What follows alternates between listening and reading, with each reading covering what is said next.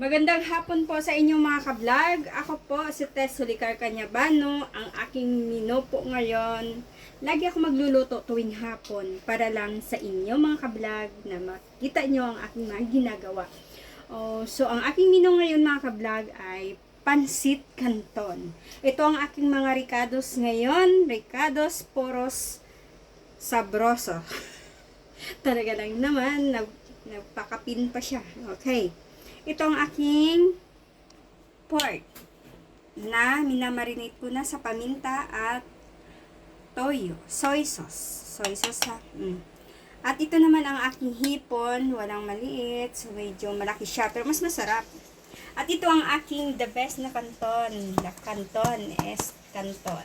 And then, ang aking repolyo, at ang aking carrots, ang aking itlog pugo, and then ang aking parsley. At baka kayo magtaka kung bakit may parsley. Pinoy panlasa tayo at yan talaga ang dapat sa magluluto tayo ng canton. Meron talagang parsley para malinamnam ang ating pansit canton. At ito naman, additional, talagang ito, talagang sadyang ito talaga, makompleto mo talaga ito pag ikay nagpansit canton ay ang chitsaro. Chitsaro ha. At ang ating sibuyas puti at pula at ang bawang at ang ating sibuyas dahon. Mga ka-vlog, baka isipin nyo, bakit ba ako gumagamit ng sibuyas pula and puti? Ang pula kasi, yun siyang maanghang. Nagpaanghang lang siya, nagpapabango ng ating mga ginisa na mga karne, kung ano-ano pa dyan. Ang puti kasi mga ka-vlog, ito po kasi ang ginagawa ni puti. Siya po ay matamis na matubig at medyo anghang ng konti. At pwede mo siyang kainin na pwedeng igigisa lang na yung wala lang, trip lang nyo kumain ng sibuyas puti. Masarap kasi siya kasi doon mo malasahan yung tamis, anghang, nag-aaway-away yung mga yun. Okay? At saka magbabalik po ako mamaya mga ka-vlog ha. Magluluto muna ako at magigisa muna ako. Okay? At yan po mga ka-vlog, igigisa ko muna ang kunting sibuyas, puti at pula at bawang para igigisa muna natin yung carrot at saka isang tabi natin mamaya ang carrot at repolyo kasi para hindi malata yung ating gulay na gagamitin natin sa ating canton mga ka-vlog. Ayan. Mekos-mekos lang. At yan. Gawin lang natin siyang half cook mga ka-vlog. Hindi natin pasusubrahan. Maya-maya pag okay na yung carrots, isunod natin yung repolyo. Tapos, itatabi natin muna sila. At least na half cook na po sila. Okay. At ayan po mga ka-vlog, isusunod ko po ang ating chitsaro. Iha-half cook lang natin yan silang lahat. Hindi natin iluto talaga as in para lang di malata yung gulay sa ating pansit canton. Saka lang po itatapin na niya at luto na yung ating karne at hipon at ang halo na natin ang canton mga ka-vlog. Ayan po. Takpan muna natin ulit mga ka-vlog. No, ayan siya. Okay. Natin mga ka-vlog ang ating repolyo. Teka, may sumabit. Repolyo mga ka-vlog. Ayan. Ayan po mga ka-vlog ang ating repolyo. Hindi po natin sila gaanong lutuin. So, cook lang. At mekos-mekos ng konti mga ka-vlog. Ayan sila. Tatakpan natin ulit ito. Hintayin natin mga ka-vlog na hot cook lang tatlo. Ayan po mga ka-vlog. Ayan po ang ating huwag po kayo mag-alala. Yan malalaka. Ako po. At ito po mga ka-vlog, isang tabi ko na. Tatanggalin ko lang siya dito sa kawali. At mamaya magigisa ako ulit ng karne at saka yung ricado at ang hipon. At babalik po mga ka-vlog. So mga ka-vlog, maglalagay ulit ako ng mantika. So huwag natin damihan. Konti lang. Kasi pangit yung ma-oily na yung nagawa natin ng kain. Yan mga ka-vlog. Ano na natin si Uy, hindi pa tumunog mga ka-vlog ha. Sorry. Mainit naman kasi ang kawali ah. Okay, mag-alala. Kuha natin yan ngayon.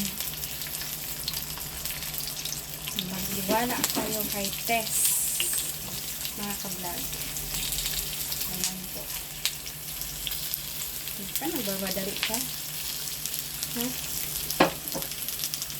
Ito po, make-off tayo ulit. Brown ang ating merkado mga ka-vlog. So, babalik po kami mamaya. Ayan po. At yan po mga ka-vlog, ginigisa ko na sa yung ricado, no? Awali. Ayan, may pamintang durog at buo po yan. Kami po mga ka-vlog, mahilig po kami sa paminta. Gusto namin umiibabaw talaga yung amoy ng paminta, yung pagkakain namin ng mga ka-vlog. Ulam. Gusto namin maraming paminta. At sibuyas, bawang. Ayan po talaga kami magluluto. Ayaw namin yung tinitipid sa ricado yung nilulutong ulam para masarap, syempre. Yung tipirin mo na lang, huwag ka na magluto. Bumili ka ng sa karinderya. Paghirapan mo pa yung yung mura mo, di masarap yung nakain mo. Dapat sarap para mas the best pag maraming ricado. Yun ang nagpapasarap mga kablang. Alam mo ba yan? At mekos lang. At pag nagba-brown na yung ating pork, ayan po, isusunod natin ang ating hipon. Okay. At yun po mga kablag, isusunod natin ang ating hipon. Ang ating masarap na hipon para sa ating pansit na kanton. Pwede naman siya magagawa din ng ganito, hipon at saka chicken, yung breast. Ayun, hiwain lang sa haba na panipis mga kablag. Kung hindi po kumakain ng ng baboy na karne, pwede naman po chicken po mga kablag. Tapos hipon din yung partner. Optional nyo na lang yan kasi yung iba kasi hindi kumakain ng pork. So mag-chicken or atay ng manok ilalagay. Masarap din siya mga kablag. Kaso dito din sa aming mga kablag, meron din hindi kumakain ng atay ng manok. Yung alaga ko, ayaw niya. Pinakaayaw niya, yun. At yan, ipapapulam na natin yung hipon at ipababrown ulit.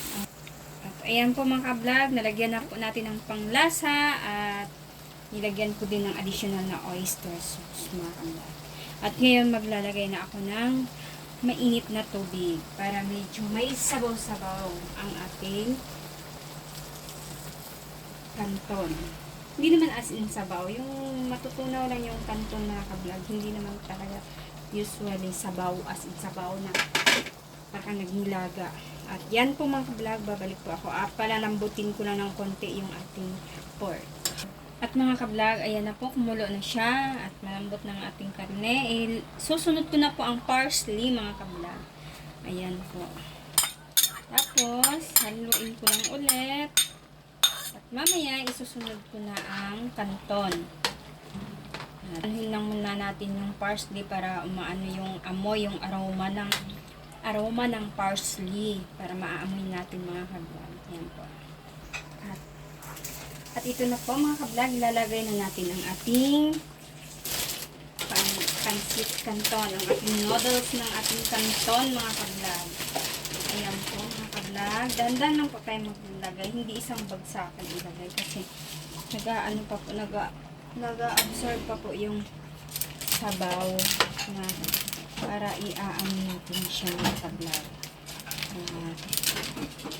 Yan po mga ka-vlog. Yan. Dagdag lang tayo kasi ayun po siya mga ka-vlog. Para mag-absorb po dito sa noodles ng noodles ng pansit canton mga ka-vlog. So, ito no. Ayan po mga ka-vlog. Unti-unti lang po. Yan po para mag-a-absorb po siya. Saka magbabalik po ako mamaya para clear na yung luto ko. At ayan na po mga ka-vlog, hahaluin ko lang ha. Ayan na ang daon ng sibuyas at ang pugo. Mekos-mekos lang natin ng konti. Ayan o. Ganda naman. Ayan po ang ating pansit canton with pugo. Itlog na pugo. Ayan. Ayan po siya mga ka-vlog o. Sarap, diba? Kung gusto niyo magpaluto sa akin, andito lang ang inyong ka-vlog Tess Sulicar Canyabano. Shout out sa mga taga Zamboanga City, dyan sa Terra Verde. Ako na ngayon namang masarap magluto. Ay, huwag ka namang mga asartes. Pansit Canton Tess, napakasarap. At yan po mga ka-vlog. Ayan po tayo. Shout out po sa lahat ng nanonood sa akin sa buong mundo. Ayan po ang pansit canton ni Tess. Yan, yummy! Pinoy Panlasa tayo mga ka-vlog ha. Shout out po sa Pinoy Panlasa. Lagi po ako nagpapalo doon. At nag-subscribe po ako. At saka maraming salamat.